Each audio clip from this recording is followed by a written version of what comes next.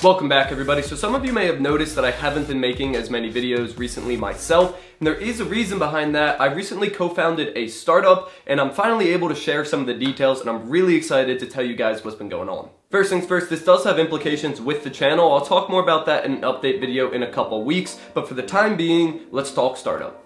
So the startup is called VADE, which is Latin for to go, and at a very basic level, we are a smart parking solution using IoT technology. We have a website at vadepark.com and a Twitter handle at vadepark. I'll leave both those links in the description. Definitely go check those out because we constantly update those with more information.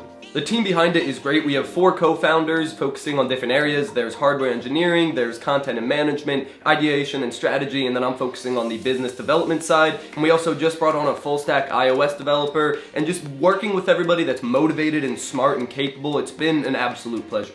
So you may be thinking, how does all this work? At a later date, I can go further into detail, but I'll explain the premise of it right now. So we have sensors at each parking spot, and then that feeds us data to our servers, and then we can provide the users with a user app real-time data on which spots are open and which spots are not open. And then from a client side, the people that actually own the spots, we can provide automated enforcement, mobile payments for the parking spot, and a lot of data analytics to help them make better business decisions. My typical weekly tasks are a variety of ground-level business tasks that need to be done when a startup is created, although each week there's 1 or 2 things that really stand out to me that I do a bunch of research on and learn more about, so I'm going to highlight a couple of these now, and these are potentially things I want to make videos about in the future, but for now I'm just going to highlight them. The first is equity splits for co-founders. So there's actually a lot of ways to go about this. And the very first question you ask is who gets what percentage? And then some people will do just an even percentage across the board. Some people will weight more who was there first or who had the idea. There's different ways to go about that, but it only gets more complicated. For example, do you leave out 20% at the beginning for investors and whatnot in the future? Or do you split the entire 100% and then when investors do come on or equity is purchased, it just dilutes your percentages down? That's a either way is valid, but of course it has advantages and disadvantages.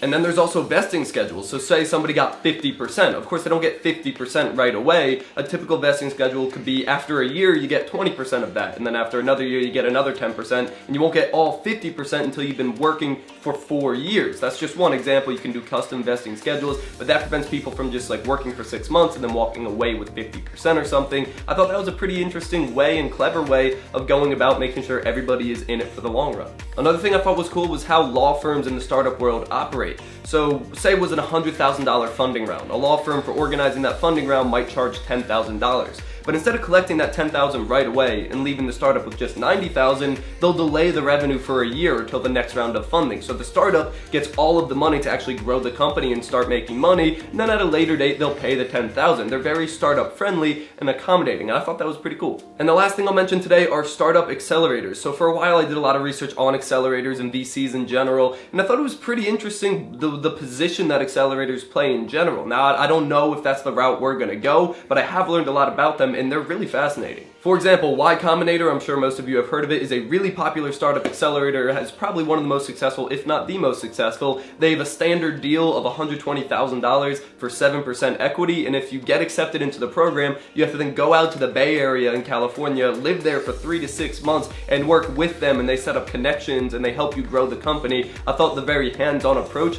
was pretty interesting. That's all I'll go into for now. This was really just kind of an update video. As you can probably tell, I'm really passionate and interested in the stuff that I'm doing right now, so I'm excited to share more in the future. If there are any aspects of startups or anything that you want me to cover in the future, let me know, or if you have any questions, I'll be in the comment section responding to you guys. Thank you for watching, subscribe to see more content, and as always, stay classy.